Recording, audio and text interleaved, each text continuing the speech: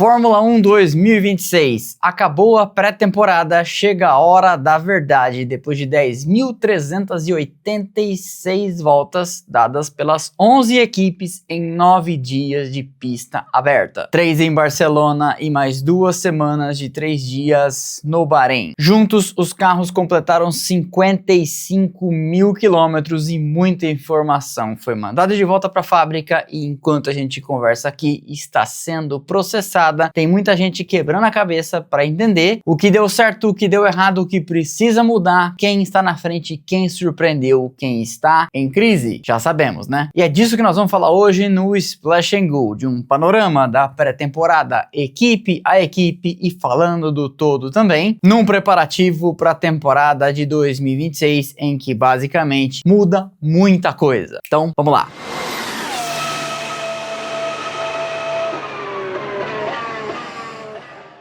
Todo ano a gente faz aqui no mesmo formato, acaba a pré-temporada, um vídeo como esse contando de tudo o que aconteceu e fazendo ali uma análise. No meio do ano, depois da 12ª etapa num campeonato que tem 24, portanto, no meio, comparando o desempenho de cada uma das equipes, olhando o seu aproveitamento de pontos e tudo mais. E lá no final do ano, depois da 24ª etapa, um balanço geral. É interessante, embora não seja fundamental, que você veja o vídeo sobre as regras deste ano, em que muda muita coisa, motor, combustíveis, aerodinâmica, construção do chassis, os modos de corrida que estão influenciando os pilotos e sua forma de conduzir os carros. Então sempre vou procurar não deixar informações soltas, mas se algo passar, recomendo você assistir ao vídeo das regras de 2026. E como não temos pontos marcados, não temos quem está na frente e quem está atrás, vamos utilizar o critério de voltas completadas para ranquear os times, porque em pré-temporada este é um excelente indicativo. Ninguém anda muito pouco em pré-temporada porque quer. Normalmente é porque não consegue. E quem conseguiu menos dos 11 times é...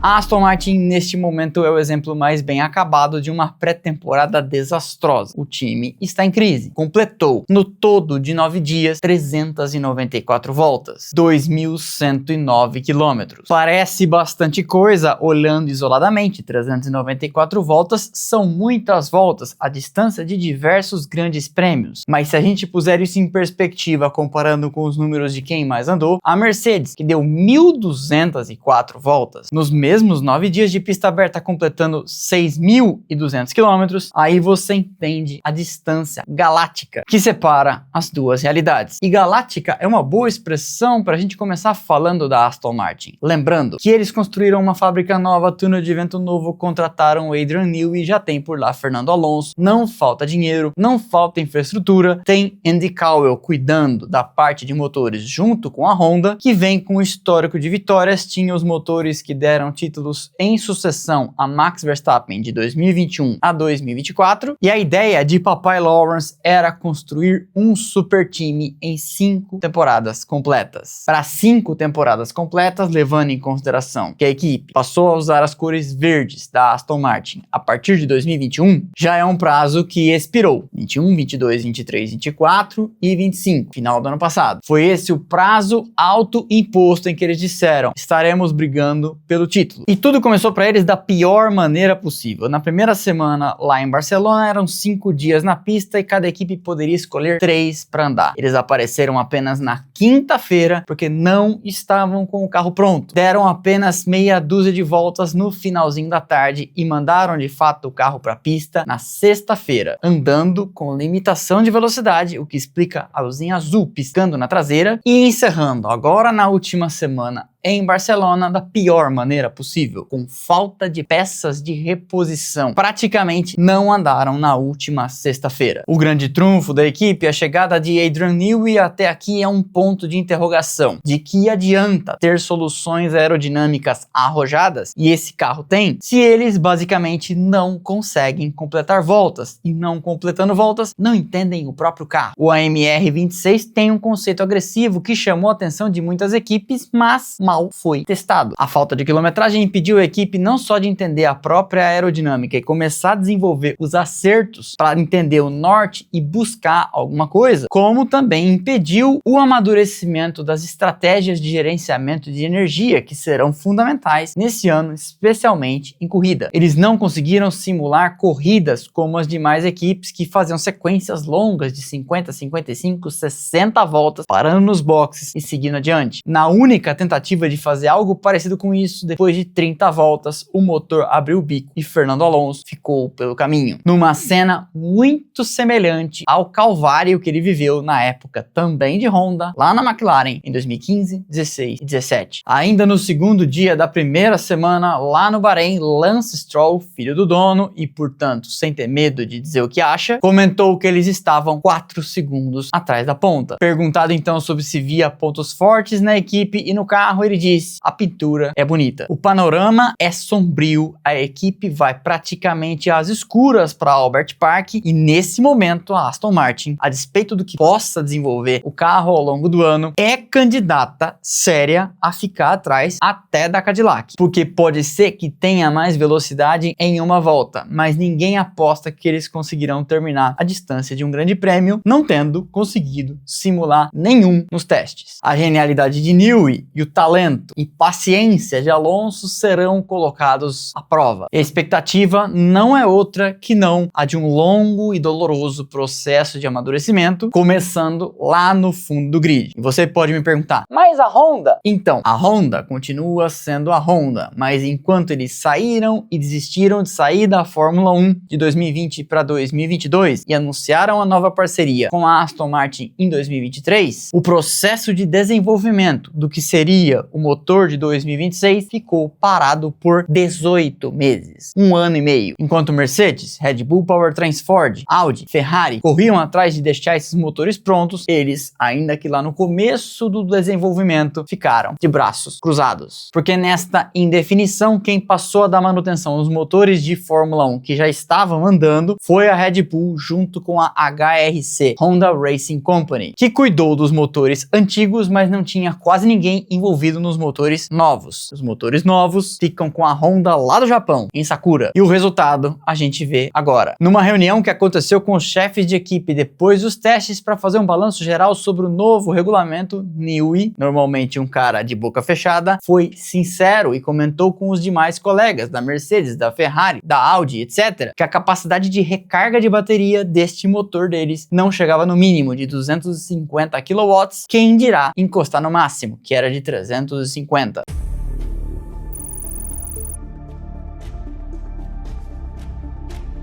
Na 10ª posição, é claro, a estreante Cadillac. E aqui o copo pode ser visto como meio cheio, meio vazio. Eles completaram 745 voltas, quase o dobro do que fez a Aston Martin Honda, mas ficaram a uma razoável distância da galera do pelotão do meio. Para uma equipe 100% nova que fez tudo de uma folha em branco e praticamente do zero, simplesmente existir de forma digna, e as demais equipes estão fazendo bons comentários sobre a Cadillac, dizendo, olha, a gente tá impressionado. Colocar um carro na pista e não passar por grandes vexames já pode ser visto como uma vitória. E vexames, a gente sabe, quem tá passando é a outra, de quem acabamos de falar. Eles certamente começam do fundo do grid, mas há 1 ano atrás a Fórmula 1 confirmou que a Cadillac de fato viria. Só há 1 ano atrás, começo de 2025. E lá, nessa época, se a gente imaginasse que eles fariam uma pré-temporada digna como foi, pareceria a mais otimista das projeções, convenhamos. Foi um começo respeitável com foco total em confiabilidade, sabendo que podem confiar no motor da Ferrari, que não quebra. E eles usam diversos sistemas da Ferrari, como faz a Haas. Motor, caixa de câmbio, parte eletrônica, parte hidráulica. Mas a prova de que tem muita coisa ainda para aprender é que eles não tiveram nem de perto a quilometragem, nem da Ferrari, nem da Haas. Por quê? Porque a integração desses sistemas, que são bons com o carro, leva ali um tempo e eles penaram um pouco com isso. Tudo perfeitamente dentro do esperado para uma equipe nova. E a equipe acabou acabou sofrendo com falhas que não atingem as demais equipes, problemas de telemetria, problemas de sensores, sem os quais você não consegue testar, então eles perderam bastante tempo na garagem. Sérgio Pérez e Valtteri Bottas, pilotos experientes, vencedores de grandes prêmios, e este era o foco da equipe. Contar com gente experimentada que pudesse dar feedback, contribuíram bastante para a equipe poder entender os próprios dados e os próprios problemas. Não nos iludamos, eles são a equipe mais fraca deste grid e a Aston Martin não vai precisar fazer muita coisa para ultrapassá-los. Mas até o momento, terminada a pré-temporada, a posição deles é sim à frente da Aston Martin, o que evidencia o tamanho do buraco em que está a equipe de Alonso e Papai Stroll. O objetivo realista não muda: classificar os carros dentro dos 107%, terminar corridas quando for possível, e se num evento de corrida maluca daquelas que acontecem em Baku, Interlagos, Spa, etc. Sobrar um pontinho na mão deles, já podem levantar a mão pro céu e agradecer.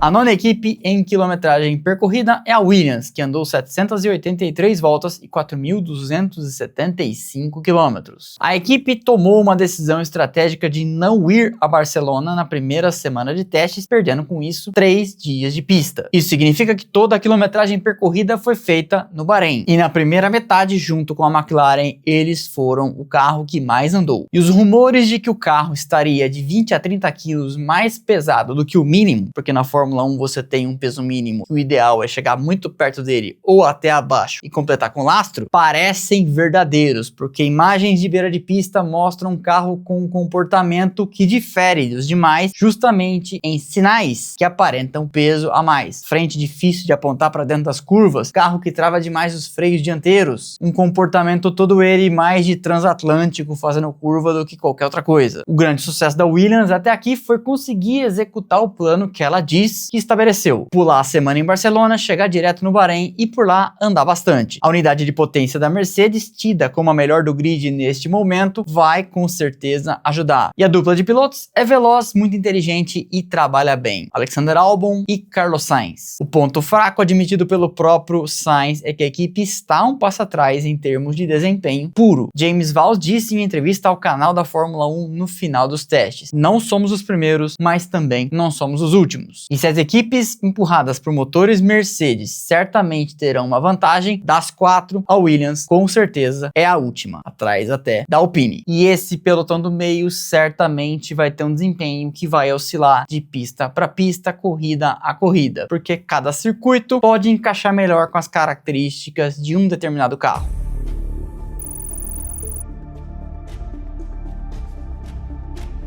A Audi é uma equipe que enfrenta um desafio que se iguala apenas ao da Red Bull: fazer o próprio motor dentro de casa e pela primeira vez. Porque as demais equipes de fábrica, Mercedes, Ferrari e Aston Martin com a Honda, já estavam na Fórmula 1, já tinham essa experiência, já fazem isso há muito tempo. E a Audi, além de fazer isso por conta própria pela primeira vez, o faz sozinha, porque a Red Bull Powertrains tem 2 equipes, 4 carros, portanto, para coletar dados. E se você levar em consideração que eles estão, portanto, estreando numa categoria em que nunca andaram e tiveram uma pré-temporada digna, completando quase 1000 voltas, a gente poderia esperar um cenário vexatório como o da Aston Martin, difícil como o da Cadillac, e isso não seria uma surpresa, mas não é o que aconteceu. Da primeira semana em Barcelona para a segunda e terceira, inclusive no Bahrein, a equipe apareceu com um carro drasticamente atualizado, cheio de invenções, cheio de mudanças, e a postura do carro na pista e a facilidade com que a gente via os 2 pilotos, Gabriel Bortoleto e Nico Hülkenberg, apontar o carro e fazer com ele o que queriam, também mudou da água pro vinho. No início dos testes, as reduções de marcha pareciam desestabilizar bastante o carro, e até nesse quesito o carro parece todo ele mais fluido, conversando melhor com a pista. O sucesso da Audi pode ser rotulado como de consistência, e eles conseguiram completar o seu programa. E o carro registrou a maior velocidade em reta com Nico Hülkenberg chegue a 341 km por hora. O diretor técnico James Key disse que os pilotos estão confortáveis com o carro e que ele estabelece uma boa base, um bom ponto de partida para o desenvolvimento. E o panorama da Audi, para o torcedor brasileiro especialmente, que estará atento a esse carro por causa de Bortoleto, é de uma cautela otimista, ou um otimismo cauteloso. Começaram bem, não estão passando vergonha, parece tudo razoavelmente nos conformes, mas nesse momento parece ser um carro para Q2, o que não é o fim do mundo. Se a gente for lembrar, há um ano atrás, a Sauber, ainda antes de virar Audi, era o pior carro do grid. Depois do primeiro terço da temporada, começou a ser um carro regularmente nos pontos, ou com Hülkenberg ou com Gabriel. Lembrando que este é só o começo de uma fabricante peso pesado no automobilismo, que venceu por onde passou, eu já disse isso aqui 200 vezes, no Endurance, na Fórmula E e no Rally.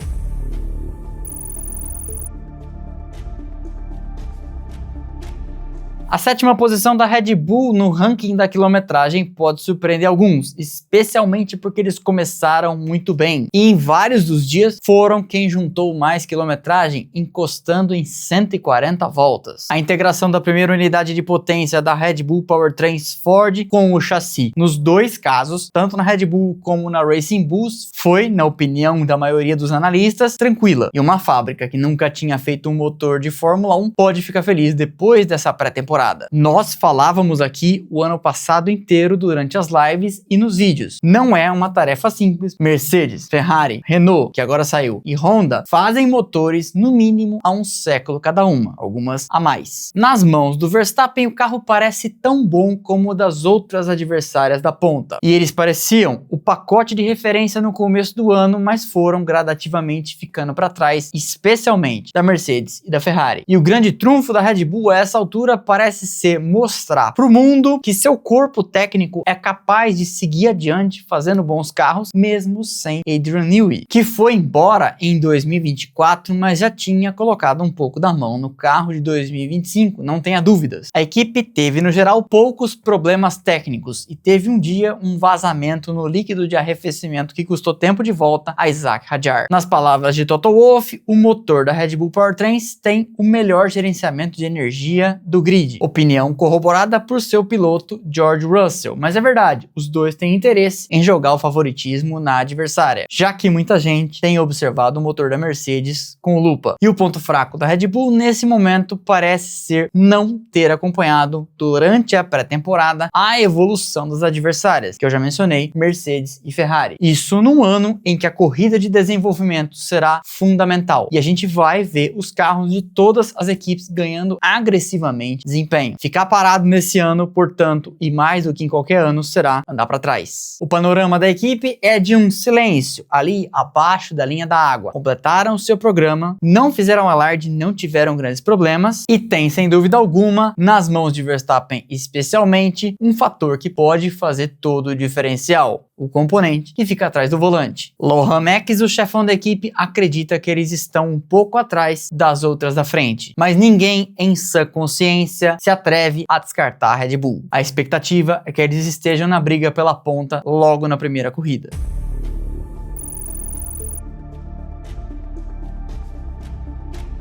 Na sexta posição, com 959 voltas e 5.228 quilômetros rodados, está a Alpine, que vem de uma temporada desastrosa em 2025. Lembremos, foi a última colocada nos construtores e exatamente por isso, no meio do ano, decidiu abdicar de fazer os próprios motores e virar cliente da Mercedes. E não dá para dizer a essa altura que a decisão de Flávio Briatore, chefão do time, de tornar a Alpine cliente de alguém que apareceu nesse ano com possivelmente o melhor motor tenha sido errada. O alvo básico, fazer um carro que não fosse uma âncora e não anulasse a vantagem de ter um bom motor, parece ter sido atingido. Eles são, seguramente a essa altura, o terceiro melhor carro com o motor Mercedes, atrás da própria Mercedes e da McLaren, mais à frente da Williams. E nesse momento parecem ter um carro, pelo menos nas mãos de Pierre Gasly, capaz de chegar ao Q3. A confiabilidade parece ser o ponto forte. Muito, a gente sabe, por causa do motor da Mercedes. Gasly e Colapinto no total somado, fizeram simulações de 8 grandes prêmios. E o time chamou a atenção com uma asa traseira que tomba. Uma solução muito diferente da de todo mundo, que só foi, entre aspas, igualada por alguém no penúltimo dia, quando a Ferrari apareceu com a sua asa também bastante inventiva. Sempre comentei por aqui, inclusive já fui cornetado, mas sigo repetindo. A organização, esta equipe que tem sede em Anston, na Inglaterra, vem chefe, vai chefe, faz motor, não faz motor, Renault sai, Renault volta para a Fórmula 1, é uma organização capaz. Vira e mexe, faz bons carros. Mesmo quando não era Renault, entregou aquela Lotus Renault Lotus preta para Kimi Raikkonen, que em 2012 venceu corrida, lembra? Pois é, depois chegou a ser quinta nos construtores com Ocon e Fernando Alonso. E a Alpine, para mim, é uma equipe que lembra o caso do Brasil como país. Uma potência em potencial, prestes a desabrochar. É só quem está disposto a atrapalhar se distrair 5 minutos. A equipe pode receber um novo chefe ainda nesse ano, Christian Horner, que estaria negociando a aquisição junto com investidores de 1/4 da equipe, num negócio que faria sentido para investidores que estão a fim de sair, para a Renault que quer diminuir seu envolvimento, mas não sair da Fórmula 1, e para o próprio Horner, que sempre sonhou em ser dono de uma equipe na Fórmula 1, pelo menos de um pedacinho.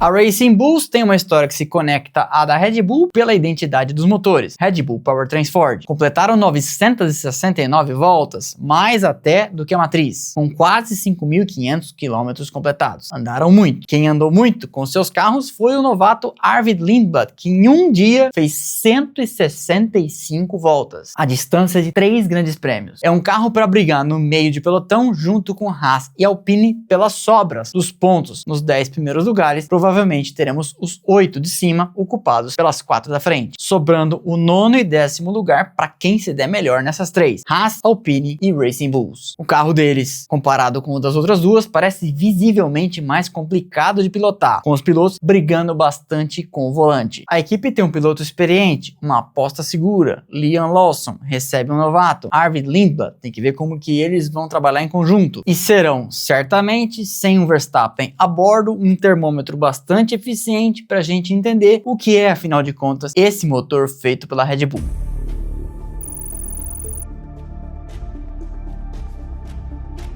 A 4ª posição no ranking da atual campeã de construtores em quilometragem completada casa com a opinião do chefe da equipe, Andrea Stella, que acha sim que eles estão um pouco atrás. O consenso mais ou menos geral entre os analistas é que não, a McLaren no momento não é a referência. Mas também é verdade que a McLaren não começou 2024 na frente e foi incomodar no final, e também não começou 2025 na forma em que terminou. Parece no momento ser a terceira força a McLaren, atrás de Mercedes e de Ferrari. Mas o grande trunfo da equipe parece ser a consistência, somaram muita quilometragem e a frequência com que apareceram no topo, sempre fazendo longas simulações de volta com tempos muito bons, o que pode indicar que tem um percentual aí de jogo sendo escondido, mascarando o desempenho com peso a mais no carro, combustível e com mapa de potência de motor também abaixo. O carro parece bem nascido, sem grandes problemas, que é o que mira uma equipe de ponta, para depois sair desenvolvendo. E desenvolver, a gente sabe, a McLaren sabe. E essa evolução já foi visível ao longo dos dias de testes, com o carro da McLaren terminando muito melhor do que começou. Mas parece haver um déficit no gerenciamento de energia em comparação, por exemplo, com quem tem o mesmo motor, a Mercedes. E a própria McLaren comentou, claro, nós não somos equipe de fábrica, a gente sempre vai estar um passo atrás em entender o motor, porque ele já vem pronto. O ponto forte, sem dúvida, passa pela dupla de pilotos. Oscar Piastri, muito veloz e consistente, e Lando Norris, que agora campeão, pode acabar subindo de produção, tendo colocado a cabeça no ponto de eu também consigo. Eles vêm para defender um bicampeonato de construtores, 24 e 25, mas a tarefa não será fácil.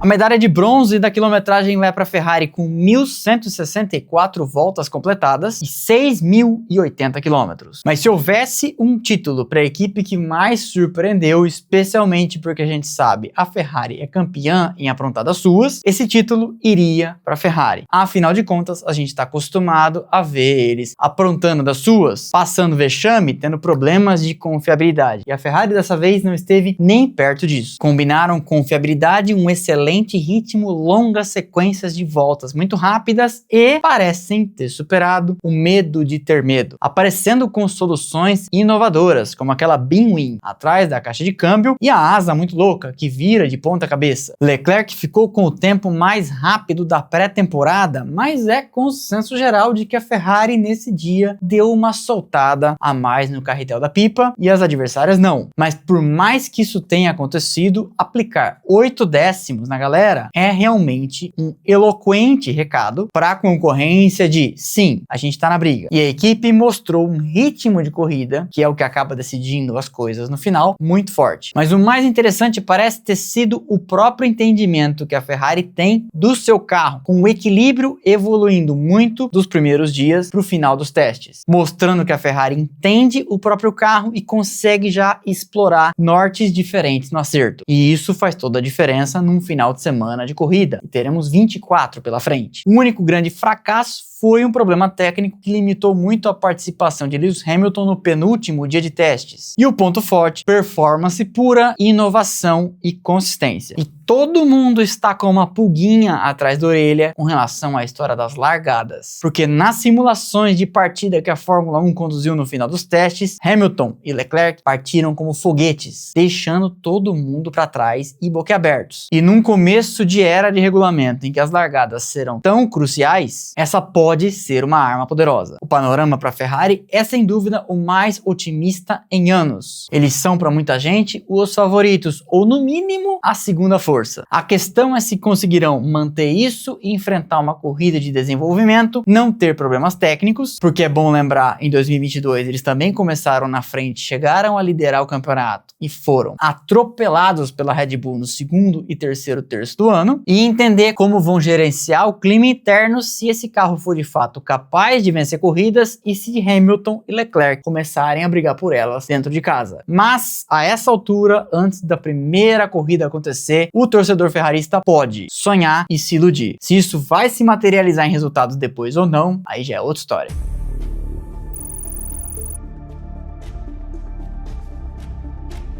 Com 1.175 voltas completadas, a medalha de prata na distância percorrida fica com a Haas, cliente da Ferrari. Portanto, sempre que eu falo aqui de uma equipe com o mesmo motor da outra, os elogios acabam se conectando. A Haas é a grande surpresa da pré-temporada. É a menor organização do grid, menor até que a Cadillac. Isso que a Cadillac começou um ano. E hoje, se eu tivesse que escolher um carro de meio de grid, escolheria o da Haas. O grande sucesso foi a confiabilidade e a eficiência. E uma coisa muito interessante, sua aliança com a Toyota começa a aparecer cada vez de maneira mais sólida, porque debaixo do capô, o carro da Ferrari e da Haas é o mesmo, mas a Haas vem utilizando soluções aerodinâmicas diferentes, próprias, que ela começou a desenvolver por conta, porque pode agora usar a infra da Toyota em Colônia, na Alemanha, onde há um túnel de vento muito moderno e uma infra de simuladores que a Haas antes não tinha para utilizar. Eles não tiveram nenhum grande problema técnico, o que os coloca até numa situação melhor do que a da própria Ferrari, e Esteban Ocon e Oliver Bearman completaram sequências intermináveis de voltas. O carro parece fácil de pilotar, os pilotos conseguem fazer o que querem com ele, mas o grande ponto fraco, a gente sabe, é o orçamento limitado. A Haas tradicionalmente é uma organização que traz menos atualizações que as adversárias e vai com isso sendo engolida ao longo do campeonato. Mas, contando com um carro praticamente indestrutível, que não quebra, e levando em conta que muita coisa pode dar errado para as adversárias nesse começo de ano, talvez nas primeiras 6 a 8 corridas seja a hora de somar o máximo de pontos possível. A expectativa é que liderem junto com a Alpine o pelotão do meio, a galera do baixo Q3, ficando ali com as sobras dos pontos.